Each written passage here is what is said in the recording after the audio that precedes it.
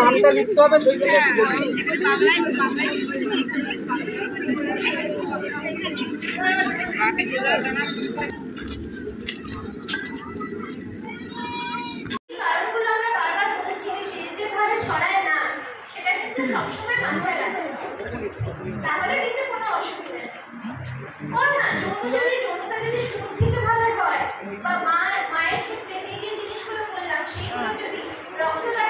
এরকম একটা অনুষ্ঠান সাধারণত হয় না। এবং আমি যেটা তোমাদের দেখেই বললাম যে ছাত্রছাত্রীদের জানলেও চলবে, বড় যখন হবে তখন বুঝতে হবে। কিন্তু এখন যা পরিস্থিতি তাতে বাচ্চারা না জানলে চলবে না, কারণ বাচ্চারা এজ 20 বছর আগেও সমর্থক ছিল, এখন কিন্তু নয়।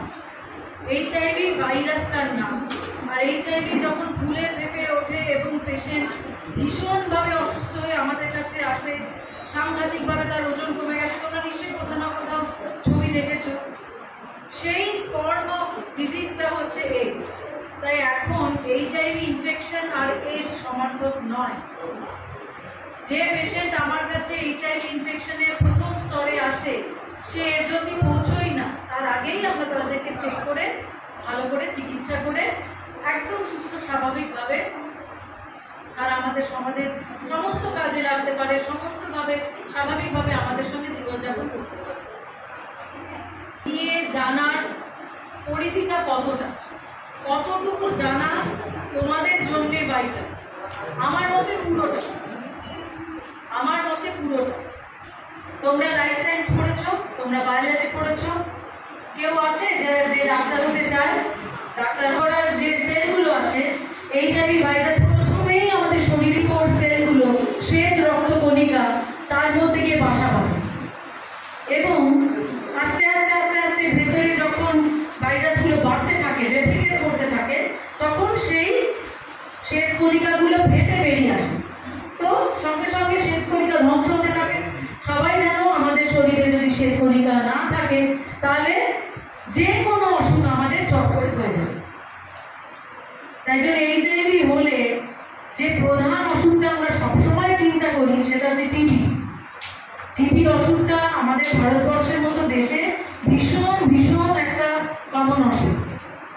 সবার আমরা টিবি ইনফেকশন আমাদের হচ্ছে, সবার হয়তো টিবি প্রকাশটা হচ্ছে না, কারণ আমাদের রোগ প্রতিরোধ ক্ষমতাটা আছে। ঘোষণা হয়েছিল আজকে 8 বছর আগে যে ODA প্লাস ঘোষণার মুখে আমরা দাঁড়িয়ে আছি।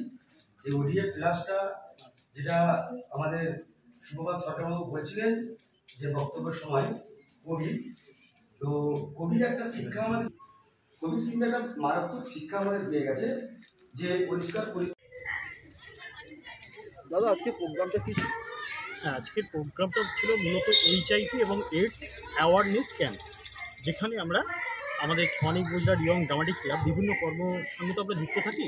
তার মধ্যে আমরা মনে করেছি যে আমাদের গ্রামীণ অঞ্চলে এর প্রয়োজনীয়তা প্রচণ্ড পরিমাণে রয়েছে। সাধারণ মানুষকে জাগিয়ে তুলতে গেলে একমাত্র এই অ্যাওয়ারনেস ক্যাম্পই পারে। তো আজকে এই প্রোগ্রামটায় আপনাদের অ্যাসিস্ট করছে কি? আমাদের অ্যাসিস্ট করছে হাওড়া নেহেরু যুব কেন্দ্র।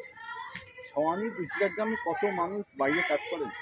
আর ছওয়ানি গুজরাট গ্রামে প্রায় 500 থেকে 600 মানুষ বাইরে কাজ করে। তো সেক্ষেত্রে এই প্রোগ্রাম বিশেষ উপযোগী বলে মনে করছেন?